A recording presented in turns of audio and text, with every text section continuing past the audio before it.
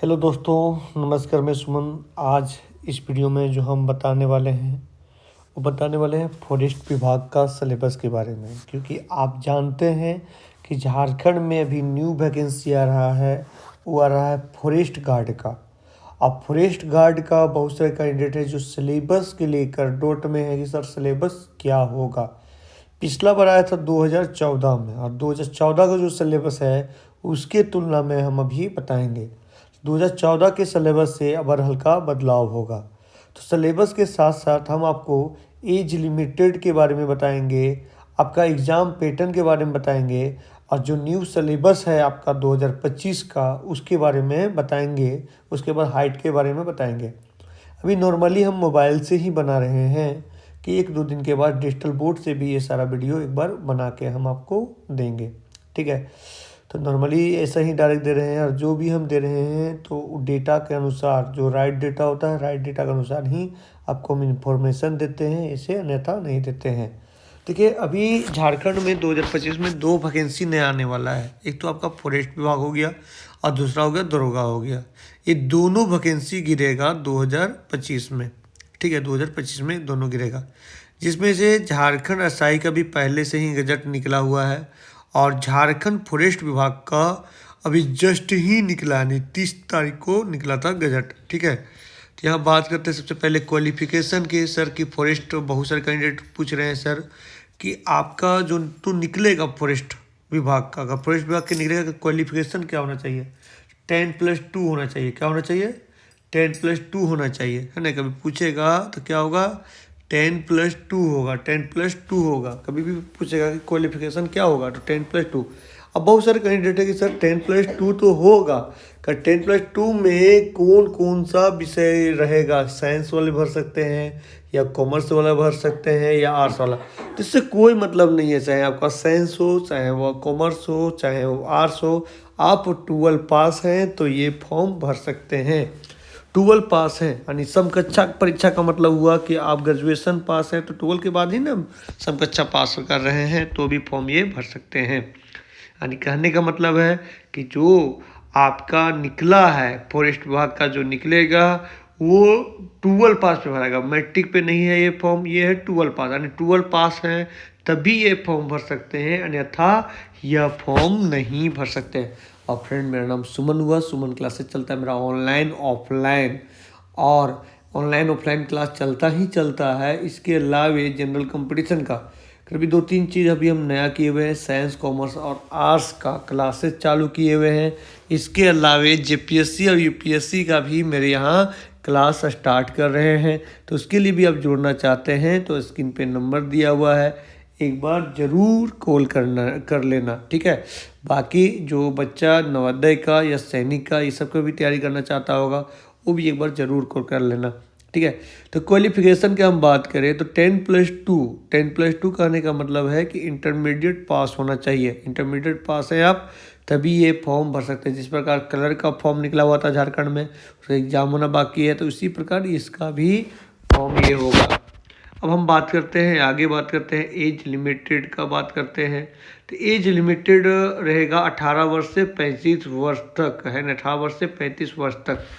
अब यहाँ देखिए बहुत सारे कैंडिडेट के ये है सर कि 1 अगस्त दिया हुआ है, तो कब से डेट मतलब ये होगा? तो देखिए, एक सरकार के ऊपर है। जैसे जनवरी में फॉर्म निकलता है तो 1 अगस्त आपका 2023 का, 2024 का जो 1 अगस्त है उससे भी 18 वर्ष गिन सकता है। जिस प्रकार गिना था क्लर्क में आपका गिना था, जिस प्रकार आपका क्लर्क में भी गिना था, इसके अलावे आपका कल्याण विभाग का जो फॉर्म आया था उसमें भी गिना था। तो 1 अगस्त से गिनेगा। 18 वर्ष से कम नहीं होना चाहिए, 18 वर्ष से कम नहीं होना चाहिए, और ना ही 35 वर्ष से अधिक होना चाहिए, ना ही 35 वर्ष से अधिक होना चाहिए। ठीक है, तो हम क्या बोले कि उम्र सीमा में आपका न्यूनतम उम्र 18 और अधिकतम उम्र 35। तो बहुत सारे कैंडिडेट है सर कि हम ओबीसी हैं, हम एसटी एससी हैं, हम महिला कैंडिडेट हैं, तो उसका एज में छूट दिया जाएगा? तो हाँ, एज में छूट दिया जाएगा।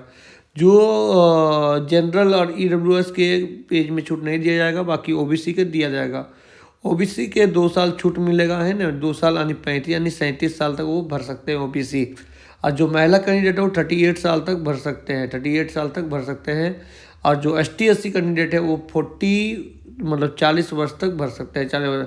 मतलब देखिए आपका सिंपल बात है, OBC के 2 साल, महिला और महिला के कैंडिडेट के 3 साल छूट दिया जाएगा, और जो ST/SC है उनका 5 साल छूट दिया जाएगा एज में, ठीक है। एज में ये सीमा निर्धारित किया जाएगा, जो सीमा हम बता रहे हैं पूरा क्लियर यही सीमा है, ठीक है।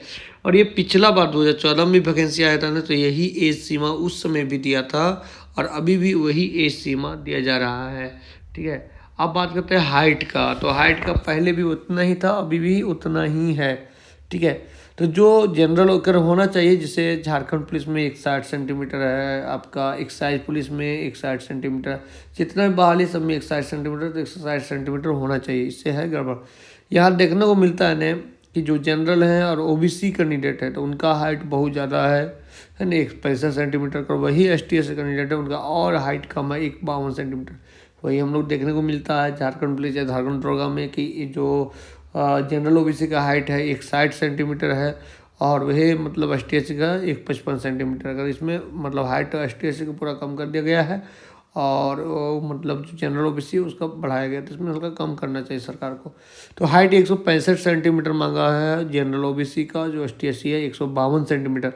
वही हम बात करते हैं छाती का, तो 79 और फुला के 84 मांगा कर, वही ST/SC का 77 फुला के 81 मांगा है ना। तो ये हम हाइट बताए थे पुरुष का, कि पुरुष करना 165 सेंटीमीटर OBC जनरल EWS, और बाकी ST/SC 152 सेंटीमीटर है, 79 से 84 फुलाना है वो जनरल OBC, और ST/SC का 77 से 81।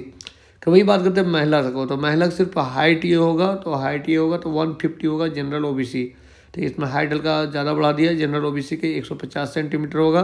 फिर वही ST/SC का ये 145, देखिए इसमें भी ST/SC को जो कम ही किया गया, तो 145 होगा ST/SC और 145, और जो जनरल है उनका 150 सेंटीमीटर हाइट रहेगा, ठीक है, हाइट रहेगा। अब बात करते हैं सिलेबस का, बहुत देरी से इंतजार हो गया सर कि सिलेबस में। सिलेबस से पहले रनिंग बता लेते हैं, और रनिंग के बाद हम आपको सिलेबस बताते हैं, क्योंकि सिलेबस हल्का सा उसके बारे में कुछ और बताएंगे और डिटेल में बताएंगे, ठीक है। तो सबसे पहले रनिंग टेस्ट की बात करते हैं। तो आपका आगे एग्जाम, तो सबसे पहला एग्जाम है, एग्जाम पर ही मेरिट बनेगा। आगे एग्जाम होगा, एग्जाम के बाद आपका रनिंग होगा, रनिंग के बाद आपका मेडिकल होगा, उसके बाद ही आपका मेरिट होगा, मेरिट मेडिकल भी होगा इसमें, है ना। तो रनिंग टेस्ट का टाइमिंग है, जो पुरुष कैंडिडेट है उनका 4 घंटा में 25 किलोमीटर चलना है, और जो महिला कैंडिडेट है 4 घंटा में 14 किलोमीटर। फिर सुनो, 4 घंटा में पुरुष को 25 किलोमीटर और महिला को 4 घंटा में 14 किलोमीटर पैदल चलना है। फ्रेंड ऑनलाइन ऑफलाइन क्लास करना चाहते होंगे तो एक बार जरूर जुड़िएगा। 2014 में जो एग्ज़ाम हुआ था ना, तो उसमें 2 चरण हुआ था, एक प्रारंभिक एग्जाम हुआ था, एक मुख्य परीक्षा यानी PT और मेंस हुआ था, है ना। कर एक नियम लाया गया झारखंड में, जिसमें PT मेंस हटा के एक सिंगल एग्जाम कर दिया गया। जैसे पहले दरोगा का फॉर्म आता था तो डबल एग्जाम का ये था, कर ये सिंगल एग्जाम कर दिया गया है। जैसे सचिवालय का एग्जाम पहले होता था डबल एग्जाम का, अब सिंगल एग्जाम कर दिया गया है।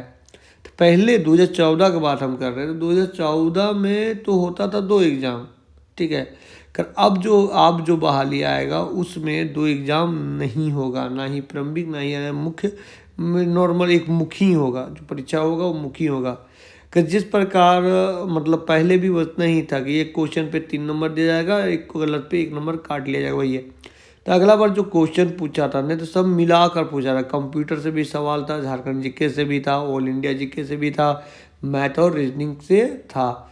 जिस प्रकार मेरे एक लगभग में हम आपको सिलेबस बता रहे हैं। आगे सबसे पहला जानिए, देखिए अभी कहीं भी वेबसाइट पे, देखिए कभी भी हम लोग डेटा बताते हैं तो वेबसाइट के अनुसार बताते हैं, विदाउट वेबसाइट के अनुसार नहीं बताते हैं। अभी भी डेटा बता रहे हैं तो वेबसाइट के अंतर्गत बताते हैं, डायरेक्ट नहीं बताते, नहीं तो बताते भी है तो एक लगभग में।